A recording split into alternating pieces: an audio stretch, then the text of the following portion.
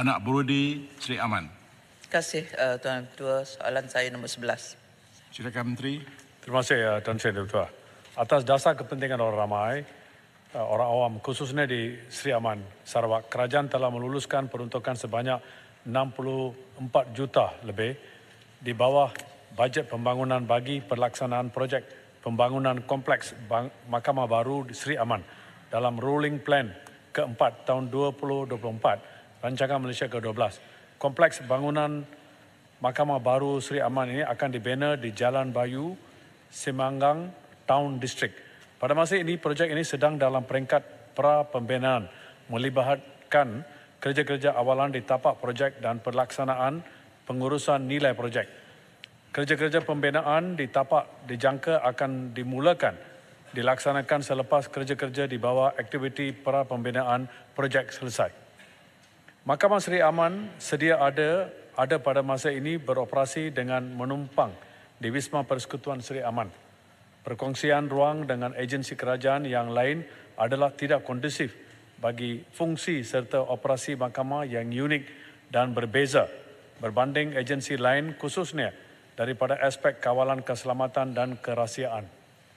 Bangunan mahkamah mempunyai keperluan reka bentuk yang khusus dengan penekanan ke atas pengasingan laluan mengikut kategori pengguna mahkamah. Konsep ini merupakan elemen penting dalam pengoperasian mahkamah bagi memastikan keselamatan terjamin dan integriti perbicaraan terpelihara. Sehubungan itu, sebagai kerajaan yang sentiasa peka dan perhatian ke atas keperluan menyediakan infrastruktur yang lengkap dan menepati keperluan pengoperasian semasa bangunan mahkamah selaras dengan peranan Badan Kehakiman dalam memastikan prinsip access to justice kepada semua lapisan masyarakat.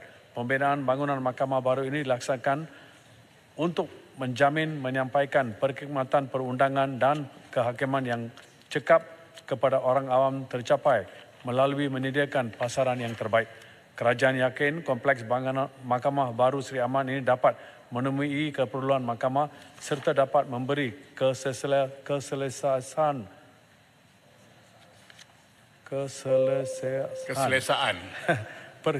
perskripsian yang kondusif kepada semua pengguna mahkamah apabila siap kelak. Terima kasih. Baik, saya jemput Sri Aman.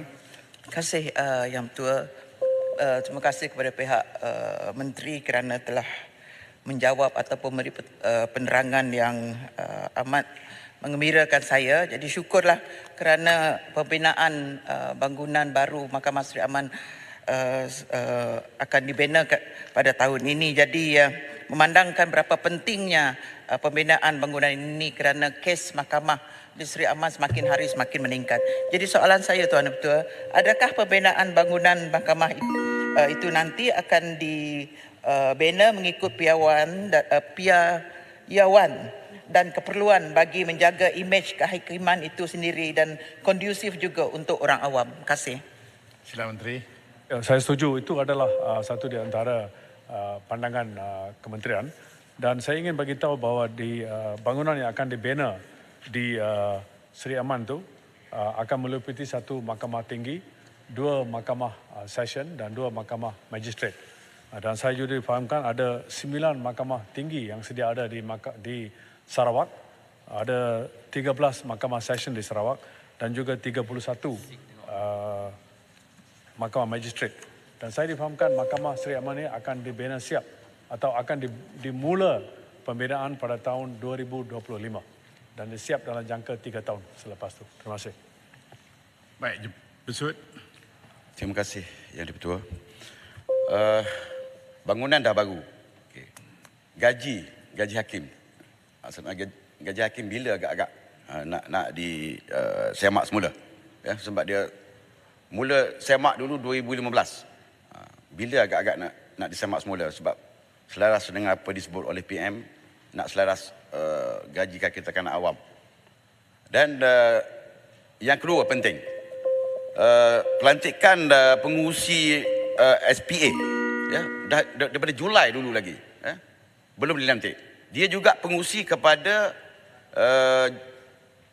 Jabatan Kehakiman dan Perundangan. Komisen dia tu ada di sekali. Jadi tak boleh nak diadakan meeting yang setiap 3 suku. Ya. Jadi banyaklah perkara yang tak boleh dibuat. Pelantikan, pegawai-pegawai, untuk kenaikan pangkat dan sebagainya. Sebab ada sekarang ni, kenaikan pangkat pegawai 14 tahun, Tan Sri, masih lagi 44. Bayangkan, zaman saya dulu, 6 tahun dah 48. Cepat dulu, tapi sekarang slow. Bila tak dilantik pengurusi, sejak Julai dulu tak lantik, jadi kesan kepada mereka. Jadi, dan satu lagi, Banyak sangat bersut. inilah agak-agak Dia saraan ahli parlimen. Agak-agak Tan Sri nak buat ini juga ke agak-agak. Baik. Nak semak semula. Dah lama dah 2015 juga tu. baik. Ini kebaikan Tan Sri. Saya pun tak faham soalan tu. Kalau kenapa silakan Menteri.